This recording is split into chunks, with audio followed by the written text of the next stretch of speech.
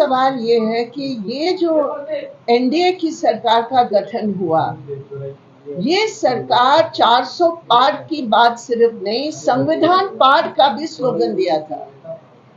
अभी संविधान पार का स्लोगन वापस लेकर अगर ये सरकार वाकई में जनवाद की इज्जत करके चलाना चाहते हैं तो एक बात बनेगी।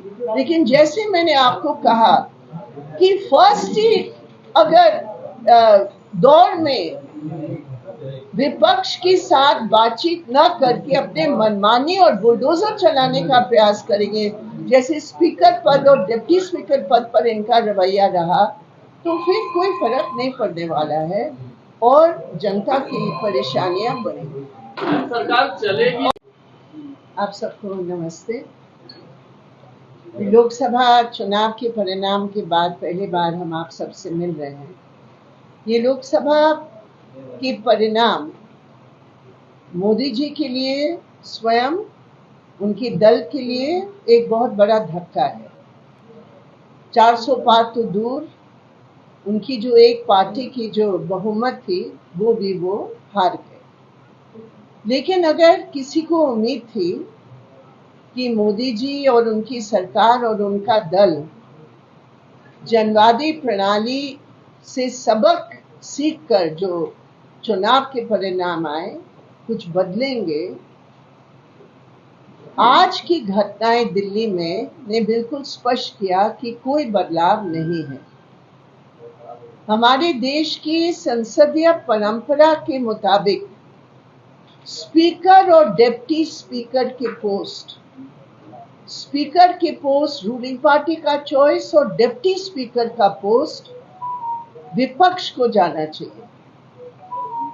पिछले 2019 के चुनाव के बाद कोई डिप्टी स्पीकर रहा ही नहीं। आप सोचे, हमारे संसद के इतिहास में कोई डिप्टी स्पीकर नहीं।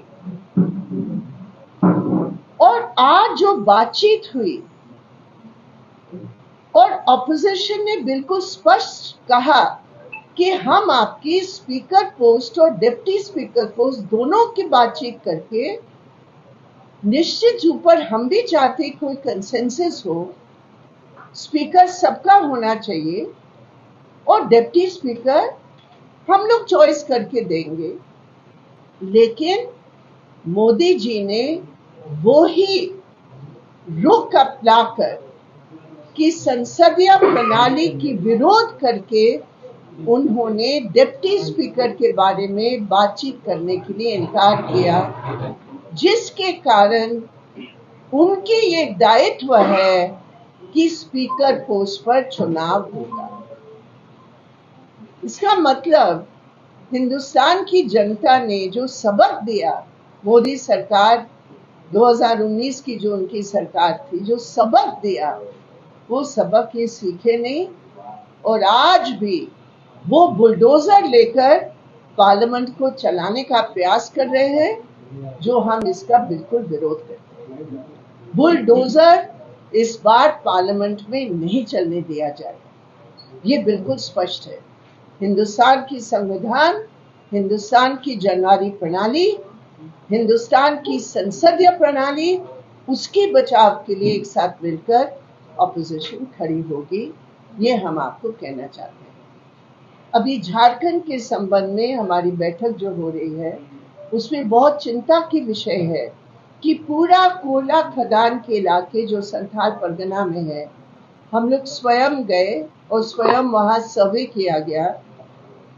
जिस तरह वहां कंपनियों का लूट है, जमीन का लूट है, रोजगार का लूट है, वहां लोकल को कुछ मिल नहीं रहा है। और इस संबंध में आज 3:30 बजे माननीय मुख्यमंत्री से हमने अपॉइंटमेंट लिया है और हम आज उनसे मिलने जाएंगे। और ये जो मुख्य मुद्दे हैं जमीन का, और वहाँ एक बहुत बड़ा इलाका है जहाँ कोई लैंड सर्वे भी नहीं हुआ है, उसके बारे में आज हम लोग बातचीत करने के लिए 3:30 बजे हमारा अपॉइंटमेंट है। हम जाकर मिलेंगे, बातचीत करेंगे और उनका स्वागत भी करेंगे, क्योंकि पहले बार मुख्यमंत्री पद के बाद हम मिलने जा रहे हैं। और तीसरी बात है, अभी दिसंबर महीने में या नवंबर में विधानसभा के चुनाव होने जा रहे हैं। उस संबंध में भी हमारी इस बैठक में बहस होगी और चुनाव की रणनीति भी हम लोग आज डिस्कस करेंगे।